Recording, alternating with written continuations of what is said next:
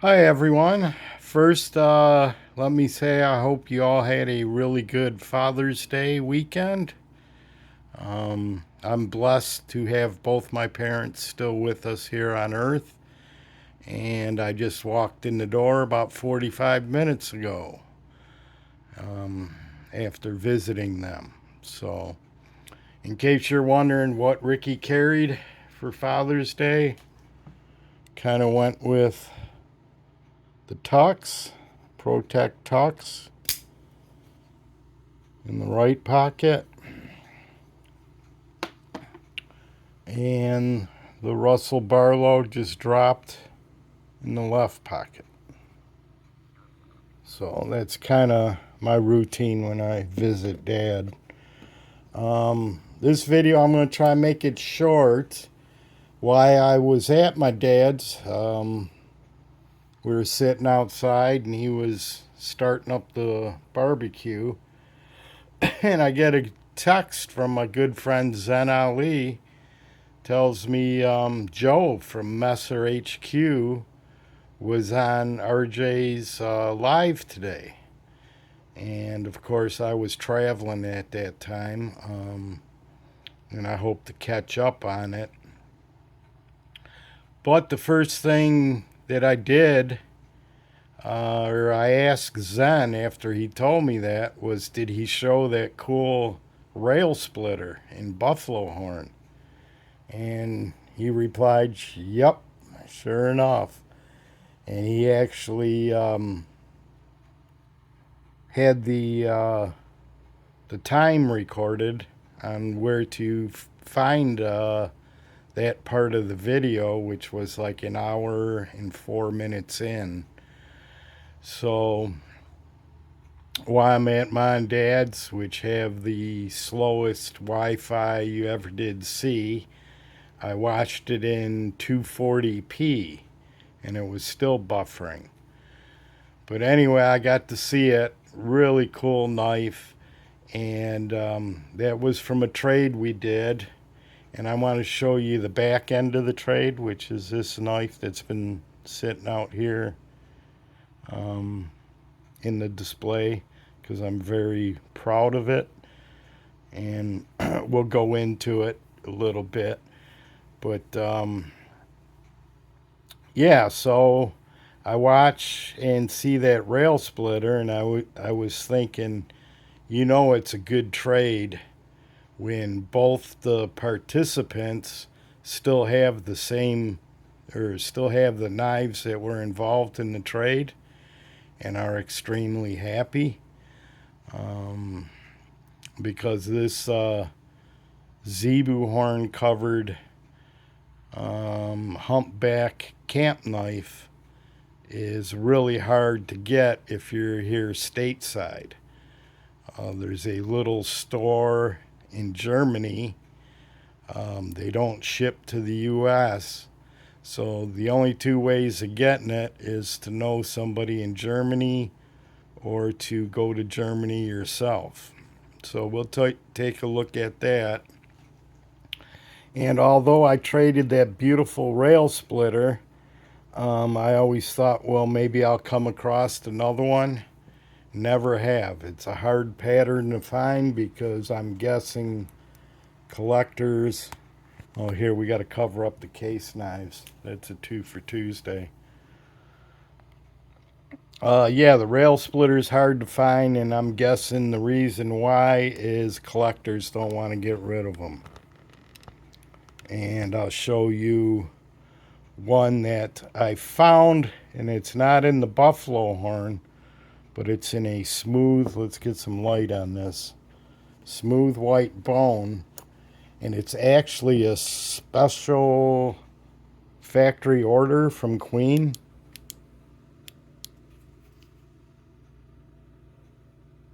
Don't want it too bright.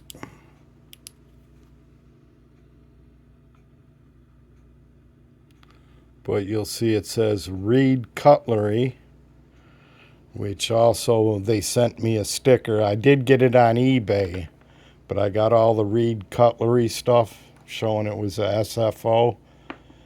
And if you look at the number on here, it's 05, which makes it the lowest serialized knife that I have. One day I hope to get a 00.1 or a 01, but those are really hard to find. But this had 05 on it, but when you open it up, it doesn't tell you how many were made. It is just like Joe's Messer HQ is D2 tool steel. Let's clean that blade a little bit. It's exactly the same, except the one I traded him, has some gorgeous buffalo horn and a queen badge. And you'll see this is tool steel. It's the 63 pattern, I believe. Number 63. And down on the tang stamp, you'll see it says D2. So like he said on RJ's, I encourage you guys all to go over, because even though Joe was there, everyone else is just great people too. It's just an overgrown Stockman. It comes in a cigar type pattern, but it also has a little center swell. I guess that's the Railsplitter part of it. And you could see the finish on this isn't spectacular. But like I was saying, it's 05, and I called Reed Cutlery to ask him how many was made, or how many were made. And he told me 57. So I got 5 out of 57. I don't know where they came up with that number. You could tell I'm a little tired. It's a 80-mile drive to and from to Mom and Dad's. So, but I wanted to show you guys another Railsplitter. It's not as, I mean, it's a good looker, but the buffalo horn, I think, is a better looking knife. But I do like smooth white bone. So you got your clip point, and it's much more beefier than a regular Stockman. And if you look at the sheep's foot, it's actually more of a coping blade. Just a chubby coping blade. Ain't that cool?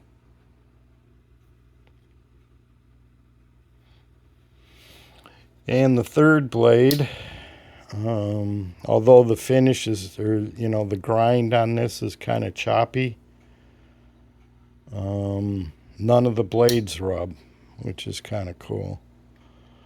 Third blade is just a pen blade, but it's another chunker.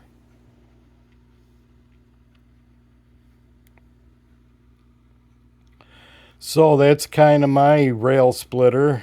I was glad to see Joe still had his, and he says he actually carries his, so that's kind of cool. So that's a different Railsplitter in different materials. Like I said, it's made by Queen, special factory order for Reed Cutlery. Instead of the Queen badge, it says Reed Cutlery, and different scale material, which is a gorgeous smooth white bone. So yeah, that's highly recommended. The thing is, when I got this and I got the one that I traded to Joe, prices were way down on these. Yeah, it's going to take work to find one at a good price. But anyway, there's a different Railsplitter. Now, the back end of the trade, which sits up here, let's actually not piss off Rodney or Wild Bill and pull out a couple Boker Camps.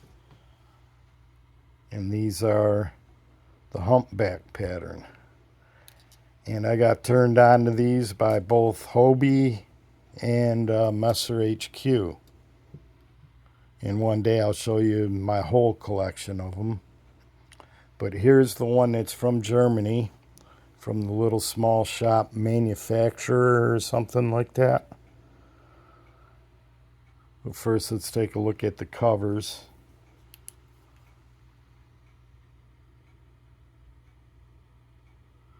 And I guess a Zebu, I actually had to Google it because I had never heard of a Zebu.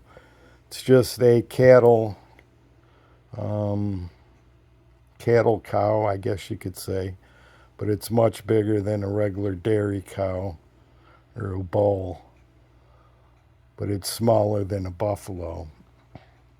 But it has huge horns on it. Check out this backside here.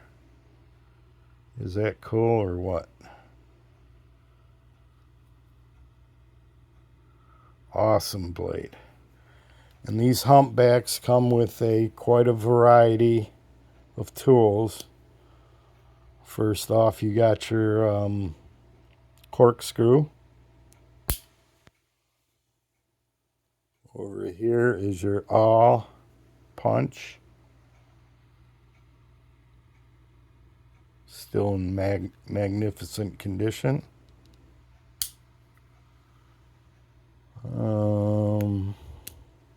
Get a nice spear point blade. And this is the special can't talk, getting real tired. Special etch from Boker. Just for this company, I think. I have never seen this etch anywhere else other than on these knives. Let's try and get it to focus in. There you go. So it's just the chestnut tree with Boker written underneath it. Not sure of the year. It's not too old. We made the trade way before I got sick. So I've had this probably for 3 years now. And in the front, you get the can opener or bottle opener screwdriver.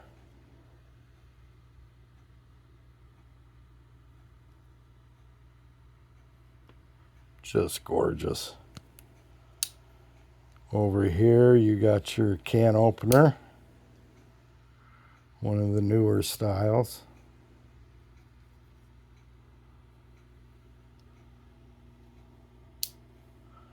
And also a bonus tool is, if I find the right side, it's this little clip point here.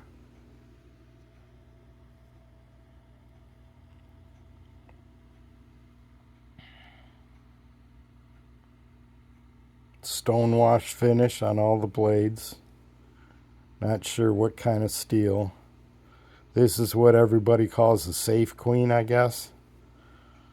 Because the one I do carry, ouch, just cut myself. The one I do carry is the one in Stag. So before I start dripping over everything, let's cut it right here. Hope you guys had fun. Medic. Till next time, my friends, take care. Peace. Bye-bye.